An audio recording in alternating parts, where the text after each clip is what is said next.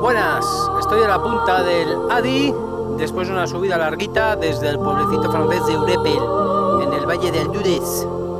Y bueno, hace un día impresionante, se ve todo, vamos, podía estar grabando una hora, pero bueno, no es cuestión de gastar toda la cinta aquí. Bueno, pues nada, hala, a grabar las bonitas vistas. Hasta luego.